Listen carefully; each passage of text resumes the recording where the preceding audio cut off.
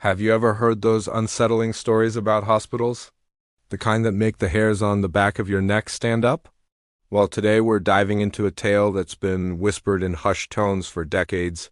A legend about a place that's more than just a building of healing, it's a place with a hunger. This is the story of the hospital floor that supposedly eats its patients. Our story takes place in a sprawling old medical center, the kind with endless corridors and wings that have been sealed off for years. Let's call it St. Jude's Regional Hospital. On paper, St. Jude's is a respectable institution. But among the staff, especially the night shift nurses and veteran custodians, there's a legend they only share when the lights are low and the hallways are quiet. They talk about the 13th floor.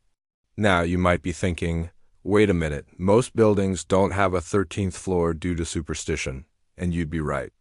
Officially, St. Jude's goes from floor 12 straight to 14, but the blueprints, the old ones tucked away in the city archives, tell a different story. They show a 13th floor, a fully designed ward that was part of the original construction. So what happened to it? According to the legend, the 13th floor was opened briefly in the hospital's early days. It was supposed to be a long-term care unit. But almost immediately, things started to go wrong. Patients admitted to the 13th floor would suffer from sudden, inexplicable declines. Their conditions would worsen overnight without any medical reason.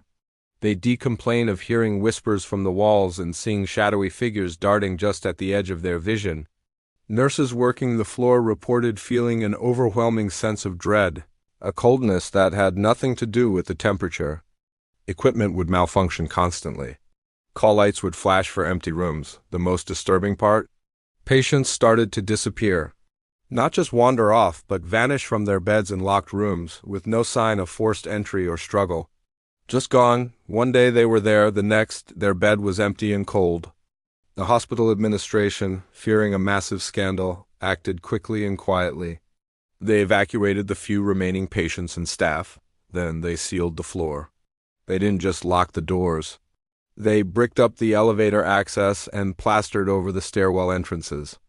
They rewrote the hospital directory, updated the elevator panels, and did everything they could to erase the 13th floor from existence. For all intents and purposes, it was gone. But is it really gone? This is where the story gets even creepier. Some hospital workers swear that the floor is still there, existing in some kind of strange pocket of reality. They say that sometimes, late at night, the elevator will mysteriously stop between the 12th and 14th floors. The doors will try to creak open, revealing a sliver of a dark, dusty hallway before snapping shut again. There's one particularly chilling account from a maintenance worker named Frank, who was doing repairs in an old service shaft. He claimed he accidentally broke through a thin section of wall and found himself staring into a dark, abandoned hospital ward. The air was stale and smelled of antiseptic and something else. Something metallic and old. He said he saw beds covered in dusty white sheets, but one sheet had the distinct outline of a person underneath. He sealed the hole and never spoke of it again until his retirement.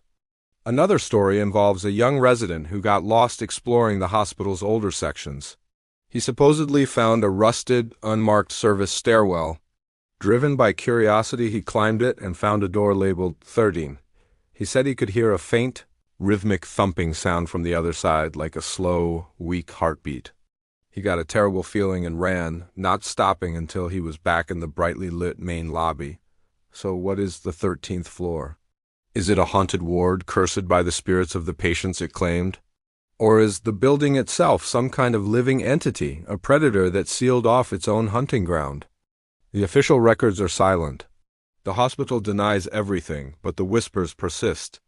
They say the floor is just sleeping, waiting, and that sometimes when the hospital is overcrowded and a patient is left in a hallway gurney between the 12th and 14th floors overnight, they aren't there in the morning. It's just a story, of course. A piece of medical folklore passed down through generations of tired, overworked staff. But the next time you're in a hospital, and you see that the elevator buttons skip the number 13, maybe take a moment to wonder what or who is being kept sealed away. Thanks for watching, everyone. If you have any creepy hospital stories of your own, I'd love to read them in the comments. Don't forget to like and subscribe for more dives into the unknown. Stay curious.